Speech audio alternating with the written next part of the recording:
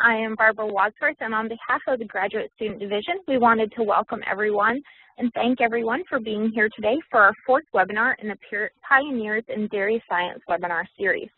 Our speaker today is Dr. Robert Marshall, presenting dairy-related careers, specialist to generalist. Dr. Marshall, the inventor of Tiger Stripe ice cream, is Professor Emeritus in the Department of Food Science at the University of Missouri. Throughout Dr. Marshall's tenure at Missouri from 1960 to 2000, he served as advisor for many students, published about 150 referred journal articles, authored and contributed to several food science books, was named the Arbuckle Professor of Food Science, coached the Missouri Dairy Products Evaluation Team, and managed the Arbuckle Ice Cream Program and Laboratory. In addition, Dr. Marshall has served as Treasurer, Vice President, and President of the American Dairy Science Association Board of Directors. So with that, Dr. Marshall, thank you for being with us today, and I will turn it over to you. Well, you're most welcome, and I am grateful for the opportunity to speak to a group of pre-professionals in most cases, I suppose, but I don't want to classify the audience here. Everybody may already be a professional. I wanted to talk about two areas of, well, two classifications that are in my mind about dairy science professionals, the specialist and the generalist. And I will let you decide whether Marshall is a specialist or a generalist, but in my observation of various people in the university setting, at least, if you are able to obtain a lot of research funding and be focused in a particular area of research, you are a specialist. And generally, you are exposed to a limited segment of society compared with the generalist who has a broad room and is known by lots of people in a lot of different areas. And the support for these two is generally quite different. Specialist gets a lot of money from the government. I'm talking about money for research or from industry, whereas the generalist gets by on less much of the time, but may have a very large number of individuals who cooperate with that generalist. So if we're talking to people who are in the development stages, just think about that a little bit and see what seems to be your goal. So what leads to a successful career? Well, I've listed several things here, but of course your education, if you're in school, in college right now, that is very important. And proper selection of the courses really makes a difference. And I can testify that along the line in college, when I listened to some advisor along in the first part of my career and took some courses that really were not so important to me and skipped some like geology that would have been very important, that's a real important factor. And where you go, where you're willing to go for your career is very important. Your family is important. Your personal interests, of course, help you decide just what area you want to work in. But you've got to have friends and connections, and your advisory is highly important in your college education. But as we talk about friends and connections, I want to say right now that my connections within the university in my career, my connections through my department chair and my dean were important, but more important were connections with my technician, my secretary, my graduate students. And having their confidence and being confident in them is so important.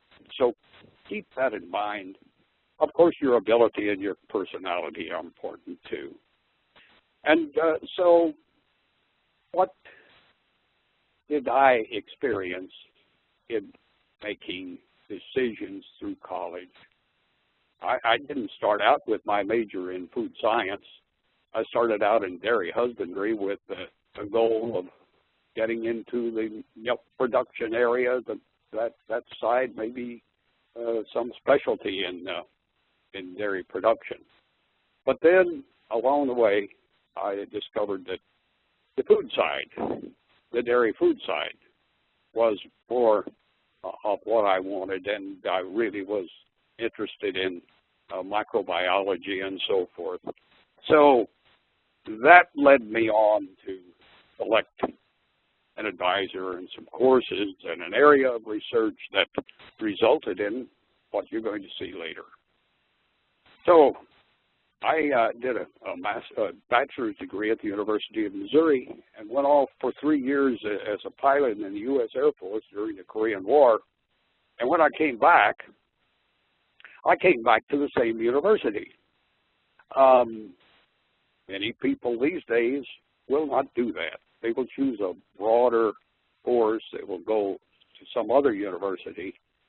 But it was convenient for me. Perhaps that was the reason I did that. So I came back to the University of Missouri and did my master's degree in a microbiology-related area.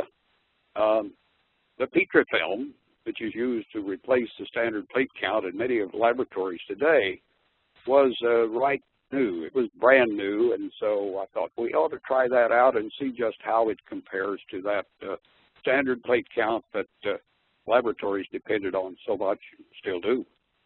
And so then, in my PhD work, I chose a bovine mastitis field study, which led me into a lot of work with microorganisms, and did student teaching as a graduate student. Then I'm going to show you a little bit about my experience on the faculty at the University of Missouri, and I've emphasized dairy foods and microbiology before, and my start out in research with bovine mastitis led me to continue to do work on its detection and treatment and the effects on milk quality and quantity and so forth. We'll review a little bit more of that later on. My outreach was so important. The American Dairy Science Association, the International Association for Food Protection, the Institute of Food Technologists, all very important. And of course, I learned a little bit about spreading yourself too thin in those organizations. But along the line, I got to coach the dairy products evaluation team. And that was a tremendous blessing to me, and I believe to many students that we had. But that team, the coach of the team, got to meet so many people from other major universities, other food science and dairy science departments, and to become friends with them and to learn what they were doing. You see, outreach is so very important, and we need to take the opportunity to reach out as far as we can. And in my position, I needed, although I didn't have an extension appointment, I needed to reach out to organizations within the state. So many of them offered opportunities. My professional opportunities I have listed here, and I think that one of those so important was being president of the American Dairy Science Association. You see that I was that in 1983. But before that, I had accepted the nomination for president of the International Association for Food Protection, and not knowing I would have an opportunity to be president of dairy science. Well, that made me overlap with 2 presidencies, and that was not so good. Try to avoid those in-depth, those demanding kinds of duties with organizations.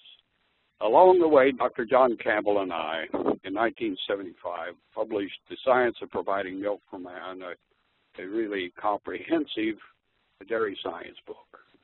Currently, we're revising that. It's a long time since we first published, and so it's a very difficult task, and I hope we're about finished with it and we have it published this year. You see that I had opportunities to be the editor of Standard Methods for the Examination of Dairy Products, which is quite microbiology oriented as well as chemistry. And then the opportunities for working with ice cream came along, and that'll show up here in another slide or two. And I became the senior author of the 5th and 6th editions of the ice cream book entitled Ice Cream. Now, feel free to interrupt me here if anyone likes. My career changes in research, I've tried to put those in an understandable and sequential order here. As I said before, mastitis and milk composition were quite important in the early days. And then I got into psychotrophic bacteria and their enzymes because they were so important, and they still are, in the keeping quality of our milk, both raw and pasteurized milk. And so you'll see more detail on that. Accelerated cheese ripening came along with a big grant from the dairy industry to work on that. And then the Arbuckle Endowment came along with the University of Missouri and led to the creation of Tiger Stripe ice cream and to the development of a new area of research that I have entitled Formulating Frozen Desserts to Meet the Nutritional Needs of Consumers. So a brief moment about teaching. We had a dairy husbandry department when I first joined the University of Missouri faculty, but that was changed to food science in 1968, and our courses changed a bit, but still mainly food microbiology and milk products oriented. So what do we do in milk quality? Well, one of the things that I think would be interesting to you is that there are bacteria that grow in raw milk that have the capability of initiating nucleation of ice. And those cause big errors in freezing point.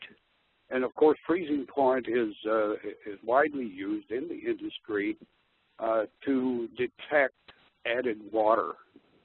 And so we had some instances in our southwest Missouri area where they weren't able to get the proper freezing point, and so my graduate students isolated these ice nucleating bacteria and described them and so on. Then bacteriophage came into our sites through some graduate students who were looking at staphylococci, thinking, well, maybe we could slow down at least the growth of Staphylococcus aureus in the mammary gland if we would treat that mammary gland with bacteriophages. Oh, watch out. We get some bacteriophages for a particular infective Staphylococcus, and we go to the mammary gland where those organisms are residing, and we infuse some phage, and we get a tremendous inflammation of the mammary gland. So we're putting foreign protein in. You might say it may not be so foreign from what the phage is, but I mean from what the Staphylococcus is. But anyway, that was not good.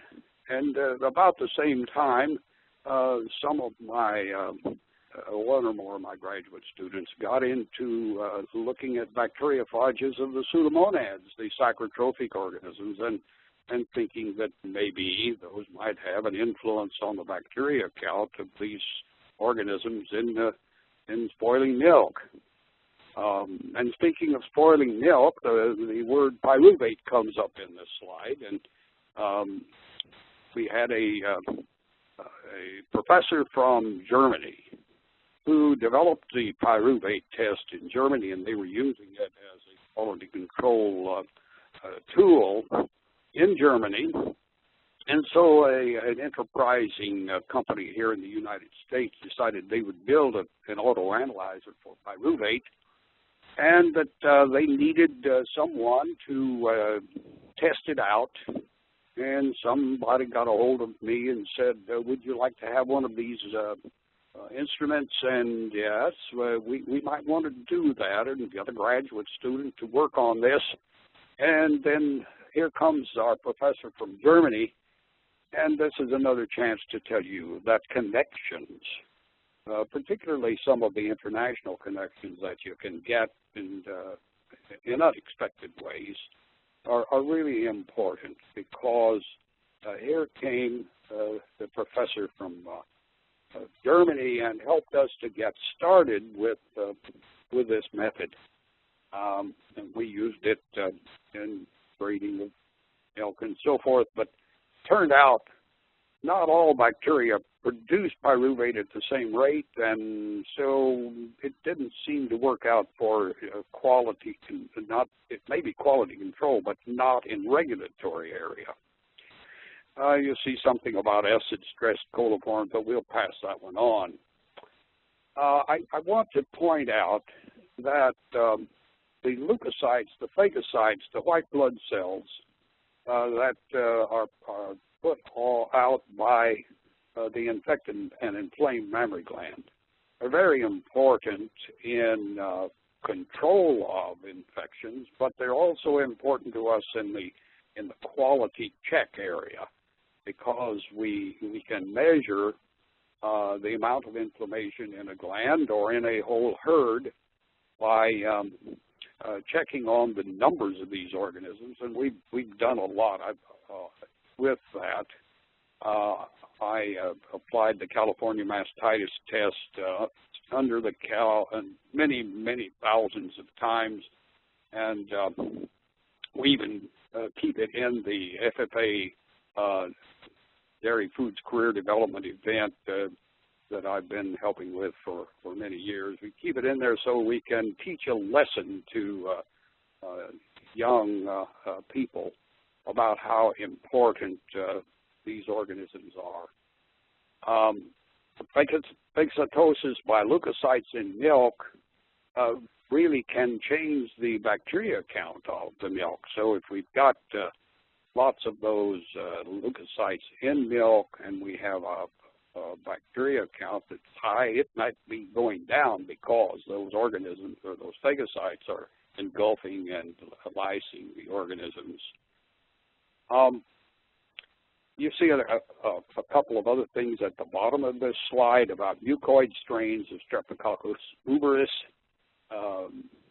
The mucoid strain is much more resistant to phagocytosis and to control than the non-mucoid one. And blood and milk affect diffusion of antibiotics in sensitivity test media. We do a lot of sensitivity testings in veterinary laboratories, and when you put an organism on a plate to test its sensitivity, you're putting it on a blood agar plate many times, and depending on the antibiotic, you may get more or less diffusion because of it. Now, microbial enzymes in dairy foods. We've dealt mostly with heat-stable types of enzymes from the Pseudomonas organism because it's so important in the degradation, spoilage of milk and milk products. And I'm not going to go into all of this. It's a very detailed slide. about the interaction of phospholipase C and lipase in emulsified milk fat, an important one to point out because combining the activities of various enzymes together means that you get a lot different end product from the reactivity than you would if you had a single organism or a single enzyme. So you can see in about line 3 or 4 there that our graduate students have worked with proteases, glycosidases, lipases, phospholipases, and all of these produced by those psychotrophic organisms, particularly Pseudomonas fluorescens. And then at the bottom of this slide, there's a line about encapsulated Lactobacillus bulgaricus in frozen yogurt. We had thought in our ice cream research that frozen yogurt would be a good carrier of the desirable organisms, the probiotic types, and that we would try in various ways to find encapsulated ones that might have more resistance to the freezing, or we encapsulated them ourselves, and that may show up, well, that's not on this next slide, but will show up some other slide. Then we got into cheese-related research in the 1980s because we thought that accelerating cheese ripening would be a good way to cut the cost of ripening time or cost of having cheese stored during ripening. And so we really got into FDA's profiling of the lact-positive and lact-negative lactobacilli and the protease-positive and protease-negative ones. And in this slide, you'll see the word soy proteins. And those of us who are true dairy people will say, well, why in the world would you put soy protein into a cheese product? But there was a Chinese student among us who was really a great believer in eating soy and did quite a bit of work with combining soy proteins and milk proteins in making cheeses and studying the microstructure and the texture of cheeses and how they were affected, and did some good work in creating a background for making products with both types of protein. Let's move on to frozen desserts because I'm going to get you on the question and answer side here. In the late 1980s, we had a former graduate of the University of Missouri, Dr. Arbuckle, who had been the author of the ice cream book and noted worldwide for his abilities in the ice cream field, and had done microstructure research way back in the 30s that is still noted. And he helped us to get an endowment started at the University of Missouri to again teach and research and outreach on frozen desserts, because we had stopped all of that back in the 70s when we ran out of money for that dairy operation. So as I said before, we tried to move forth in this area, and we did lots of research on the flavor volatiles, the effects on texture of ice cream by hydrolyzing casein, low-fat and non-fat. Then the bottom line in this one says natural exopolysaccharides enhance survival of lactic acid bacteria. Again, there's another research project that dealt with preserving these probiotic bacteria in frozen desserts. Now, I'm not going to deal much with this product development because it's a bit less important, but down near the bottom of this slide, again, you see micro-entrapment of desirable bacteria in calcium alginate gels. That's another project, another graduate student who said, okay, we're going to try calcium alginate to cover these organisms and see if we can protect them in frozen yogurt and in any application that tries to or causes them to die. Now, I do want you to know that we have to spread out in these generalist kinds of areas to look at other things, we were fortunate, as you can see at the very bottom of this slide, we were fortunate to do cooperative research with the U.S. Department of Agriculture Research Service, Agricultural Research Service. And so that involved, first of all, automating dairy plants, particularly the small dairy plant in the U.S., because they really needed some help. And so we did automation work, we did automated cleaning studies, and you can see there some measuring the calcium in acidified water and so forth that apply to cleaning and sometimes sanitizing of dairy plant equipment.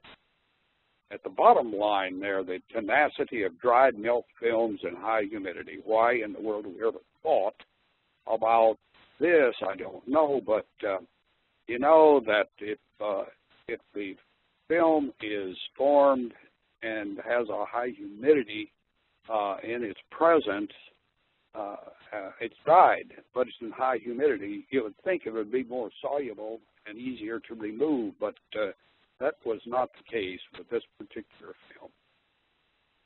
Now then, at the end of our slides here, you see that I got out with the USDA people into the cleaning of beef surfaces, and we did a lot of work in cleaning and sanitizing of those because that was an important area of interest for these ARS people. So they got me involved in it, and that didn't hurt me at all. So now we're back to, are you a specialist or are you a generalist, or what do you want to be? I think you might be, based on these slides, that maybe Marshall was a generalist. Great. Thank you very much, Dr. Marshall. So as we're waiting for anyone that has any questions, Dr. Marshall, I actually have two for you.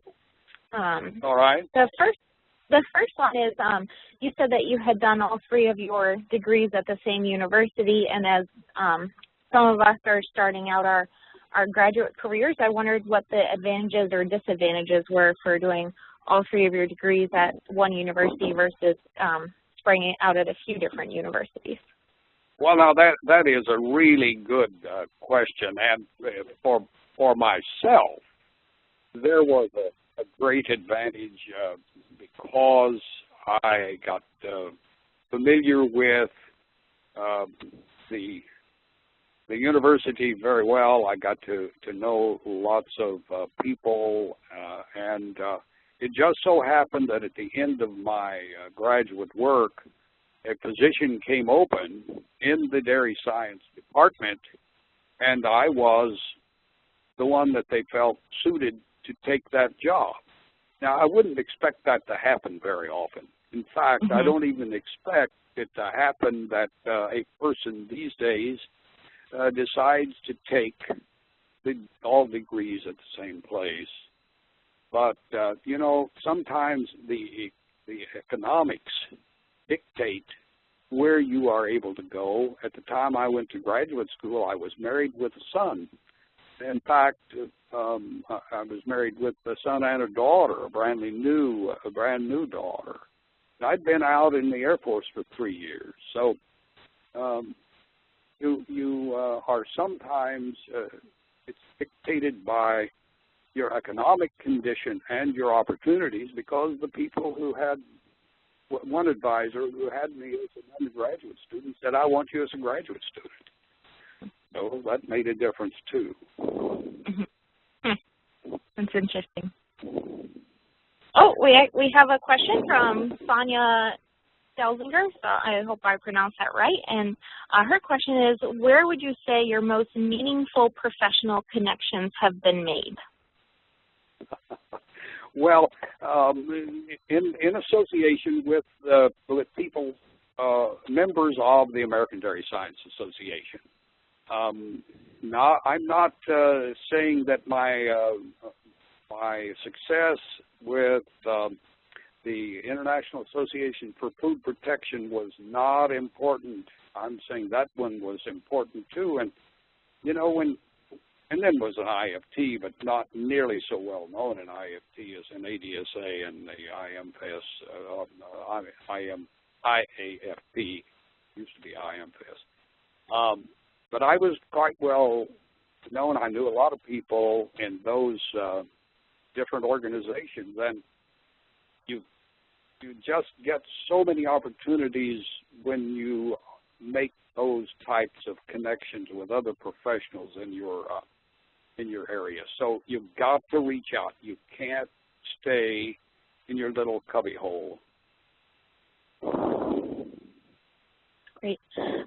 She also has another question asking, what is in Tiger Stripes ice cream? What is Tiger Stripe ice cream? Well, when we had this new endowment, and I was put in charge of it, that's a long story, but I was put in charge of it and changed my research from cheese ripening to ice cream. Not immediately. But anyway,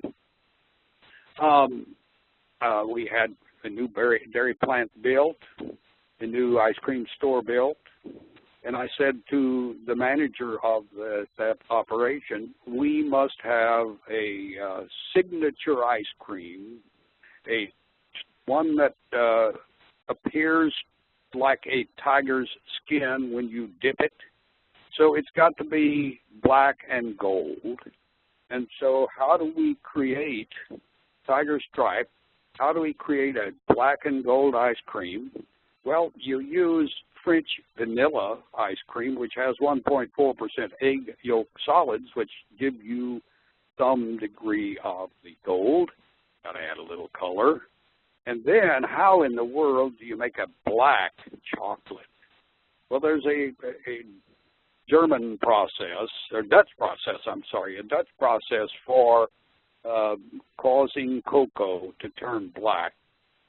Then you've got to put it into a syrup that is of the right viscosity, the right flavor, and you then have to distribute it in a way in the French vanilla that when you look at it, when you dip it, it does look like the tiger skin.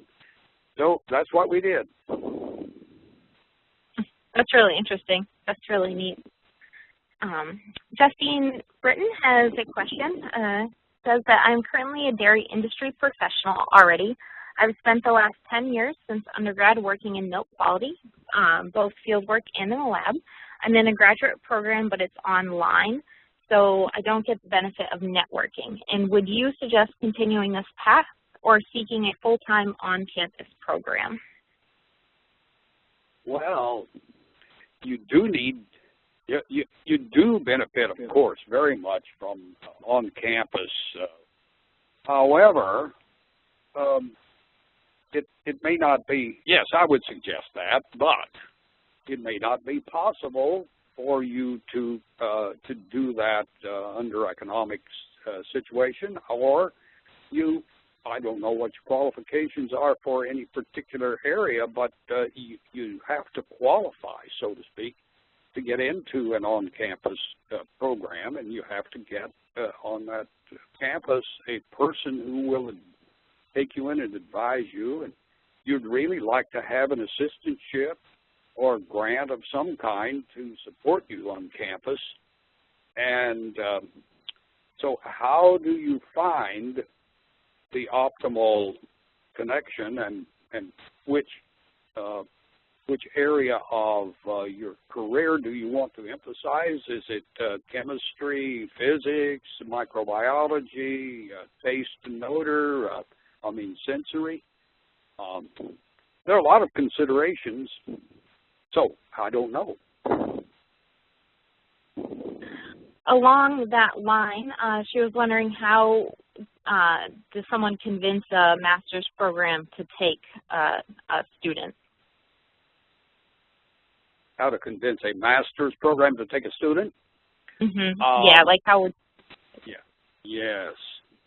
Well, of course, the bachelor's degree record makes quite a difference, but this person has been in industry for some time and has developed some skills and some knowledge in industry that possibly she wants to further develop, and it's quite possible that there are some graduate programs or some advisors, some faculty in some of the universities that really emphasize that.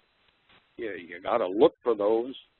And not knowing this person's background, I'd say probably there are people in the former undergraduate program or in the industry itself who have connections that could really be helpful. Great, thank you. I have one question, as maybe we'll wait for a few more to come in. I find it personally difficult to go from one day having a really deep scientific discussion with fellow graduate students and then go to the next day talking to my family kind of on their knowledge level. So how do you propose that we do go to talking to the specialist kind of and then talking maybe to our family about our graduate work or dairy work in general? Ah, yes, yes. Well, of course, that depends on the interest that the family has, but they must be interested in what you are focusing on. They must have a personal interest in your welfare, and so they will listen to your general discussions. Now, you don't want to get too in-depth, probably, but you can say, well, today we found that cheeses ripen more with the finer flavor if we hold them under such and such conditions, and that's a benefit to the industry. It's a benefit to us who like the finest of cheeses. I don't know. That's kind of a wild statement. Yeah, you're correct. You go from a very in-depth discussion with your colleagues, others that are doing research and teaching with you, and then you go home and they say, well, what did you do today? Well, what do you say? We had a good time and discussed some important scientific research. Don't see any more questions coming in. So thank you very much, Dr. Marshall, for your time today. Well, it's been my pleasure, and I hope I've conveyed some messages of excitement about doing teaching and research, and didn't much get into teaching, did I? Teaching was a favorite thing to do, and I think I would not have had all my graduate students just because they wanted to come to University of Missouri to do research, get a degree. I think I would have had them because of my teaching. And I think that my connections in the industry and in the professional societies gave me benefits of getting people referred to me from several universities because they knew my background and saw evidence of my communication skills. And let me say finally that those communication skills that I have go back to high school, where my FFA vocational agriculture advisor said to me, Marshall, or Bob, I want you to participate in the public speaking contest of the FFA. And my speech teacher said, Bob, I want you on the debate team. And I would not be able to communicate as effectively as I have been able to without that background experience. And I encourage those who may still not have developed their speaking skills to put a big emphasis on that. That's great. Great advice. Thank you very much, Dr. Marshall. I just wanted to remind everyone that there is a registration window being provided, so please make sure to register for our next webinar in our series on May 21st at 12 p.m. Central Daylight Time, where Dr. Collier will be speaking. So again, on behalf of the Graduate Student Division, thank you everyone for joining us today.